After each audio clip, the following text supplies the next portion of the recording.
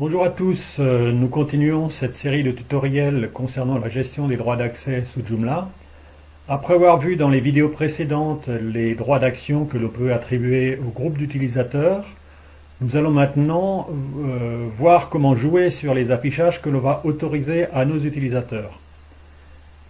Ces droits d'affichage se définissent sous la forme de niveaux d'accès. Ces niveaux d'accès sont définis dans l'administration. Dans les utilisateurs, on trouvera un sous-menu niveau d'accès. On indique alors pour chaque niveau d'accès le ou les groupes d'utilisateurs ayant ce niveau. La logique est un peu plus subtile que pour les droits d'action, mais se comprend facilement et la mise en œuvre est très facile. Prenons l'exemple d'un article dans une catégorie donnée qui est liée à un abonnement de lecture. Un groupe d'utilisateurs pourra créer ces articles. Un groupe d'utilisateurs pourra les modifier et un groupe d'utilisateurs pourra les publier. Un groupe d'utilisateurs pourra également les afficher, bien sûr. Le niveau d'accès à cette catégorie d'articles regroupera donc tous ces groupes d'utilisateurs. Il est donc plus facile de rajouter ou de supprimer des groupes d'utilisateurs à un niveau d'accès utilisé globalement à différents endroits de votre site, concernant l'affichage des modules, concernant les possibilités d'affichage des menus, l'affichage des liens de menus, l'affichage des catégories, etc., plutôt que d'aller modifier à tous ces différents endroits les groupes d'utilisateurs qui ont le droit d'affichage. Il faut bien retenir que dans les versions actuelles de Joomla, l'affichage d'un objet se fera sur un seul niveau d'accès. Ceci bien que le champ Access Level du framework de Joomla permet maintenant la sélection multiple quand on l'active dans les propriétés du champ. Il faut donc créer un niveau d'accès dès que l'on souhaite limiter un affichage à certains groupes d'utilisateurs. Alors comment utiliser un niveau d'accès? Le niveau d'accès est défini au niveau de chaque catégorie ou de chaque item dans chaque extension. Par exemple, on aura un niveau d'accès pour chaque module, donc chaque bloc, y compris les blocs de menu. On aura un niveau d'accès possible pour chaque lien de menu dans ces blocs et pour chaque extension, chaque catégorie ou chaque item. Et plus globalement, chaque contenu que l'on souhaitera afficher qu'à certains groupes d'utilisateurs. Par exemple, dans mes composants destinés aux ligues de ski, dans les paramètres, je demande quel niveau d'accès correspond au dirigeant de club afin d'afficher sur la fiche d'un licencié les informations personnelles si le licencié affiché est membre du même club que le dirigeant qui affiche la fiche. Le contenu de la page sera donc plus complet selon le niveau d'accès de l'internaute connecté. Alors ce système permet par exemple de créer des parties privatives dans un site. Par exemple, les comptes rendus des comités directeurs ne seront visibles que par les membres du comité en question et pas par l'ensemble du public qui peut visiter le site. Autre exemple concernant les composants d'abonnement. C'est sur ce principe que fonctionnent les extensions de souscription, CBSubs, RDSubs, etc., qui attribuent un groupe à un utilisateur le temps d'un abonnement. Ce système permet également d'adapter le site au visiteur qui est derrière l'écran. Les modules, les menus et les liens de menus inaccessibles selon les droits du visiteur ne seront pas affichés. Alors il faut bien comprendre que les droits sont contrôlés lors de l'accès d'une fonctionnalité ou d'une vue dans le composant propriétaire de la vue, mais l'affichage des liens de menus qui permettent d'accéder à cette vue est une action différente qui est gérée par le composant de gestion des menus intégré à Joomla.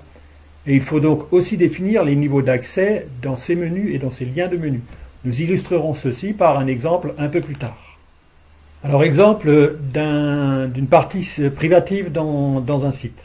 Nous allons créer une catégorie d'articles avec un droit d'accès limité. Donc on va créer un niveau d'accès, par exemple intranet, qui est toujours dans le cadre de notre exemple d'un site de ligue sportive. On va donner l'accès à cette catégorie intranet à toute la ligue. Donc on va aller voir ce que ça donne dans l'administration. Donc dans le menu, dans les utilisateurs dans l'administration, on va aller dans les niveaux d'accès et on va créer un niveau d'accès intranet. Ce niveau d'accès intranet, on va l'affecter au groupe d'utilisateurs Ligue, donc afin que tous les enfants de ce groupe d'utilisateurs en héritent. Et on va également le donner au super utilisateur. Super utilisateur étant dans une autre branche, hein, il n'en héritera pas de Ligue. On enregistre. Maintenant, nous allons aller dans les catégories d'articles.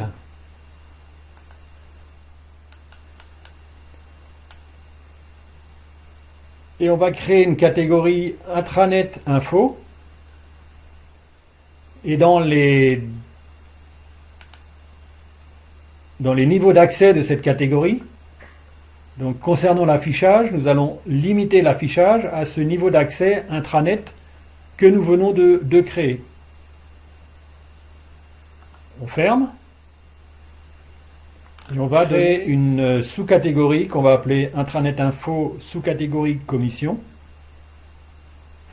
avec comme parent intranet info.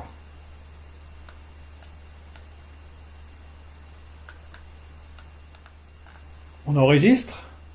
Nous allons maintenant aller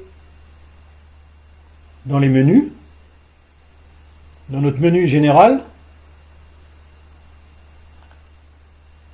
et on va créer un lien de menu intranet info qui aura comme niveau d'accès intranet pour l'afficher qu'aux membres des groupes qui auront le niveau d'accès intranet. Et je vais faire un bloc d'une catégorie sur la catégorie intranet info. J'enregistre. Je vais maintenant publier un article. Donc réalisation budget à mi-saison, c'est le titre que je vais donner à cet article. Cet article sera donc dans la catégorie intranet info commission.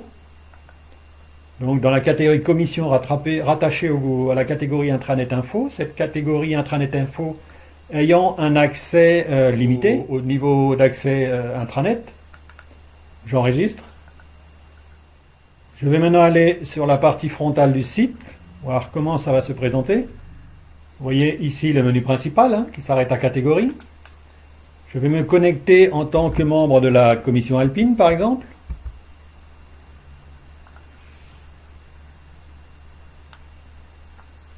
Et vous voyez que j'ai bien l'option intranet info qui s'affiche juste au-dessus de catégorie. Si je rentre dedans, j'ai bien mon blog avec ma sous-catégorie commission et j'ai bien mon article réalisation budget à mi-saison qui se présente. Si maintenant je me déconnecte et que je me logue en tant que trésorier de club par exemple, qui n'est pas membre de la ligue, vous voyez qu'ici, j'ai plus, dans le menu principal, je n'ai plus l'accès à l'intranet info. C'est donc bien ce que l'on souhaitait. Et que se passe-t-il si les niveaux d'accès ne correspondent pas? Donc je vais récupérer, je connais donc l'URL d'accès à la catégorie, mais je n'ai pas les droits. Donc je prends l'URL d'accès à la catégorie là-haut, je la copie, je vais me déconnecter, et je reste non connecté, je vais essayer d'accéder à cette catégorie. À ce moment-là, j'ai une erreur qui s'affiche, vous voyez, j'ai une erreur 403, vous n'êtes pas autorisé à accéder à cette ressource. Donc le niveau d'accès de la catégorie est bien vérifié également au moment où on va essayer d'accéder à la catégorie sans passer par les liens de menu. Donc même si on connaît l'URL, le système verrouille l'accès. Tout ça parce que c'est la catégorie en fait qui est limitée en plus du lien de menu. C'est ce que j'essaye de vous faire comprendre tout à l'heure. Le lien de menu peut ne pas s'afficher, mais si quelqu'un essaie de contourner le lien de menu en accédant directement à la catégorie, étant donné que l'affichage de la catégorie est aussi limité au niveau d'accès intranet, la personne qui n'a pas ce niveau d'accès, même en accédant directement à la catégorie sans passer par les liens de menu, n'y arrivera pas parce que la catégorie est bien verrouillée. Il faut bien comprendre ce système-là au niveau de la sécurité du site. Les niveaux d'accès sont à définir et au niveau des liens, mais également au niveau du composant ou de la vue du composant qu'on veut essayer d'atteindre. Alors ce message n'est pas forcément satisfaisant. Il serait utile d'être plus précis avec votre visiteur. Nous allons voir dans la vidéo suivante deux possibilités d'affichage, l'une en lui donnant une information spécifique et l'autre en l'invitant à s'identifier.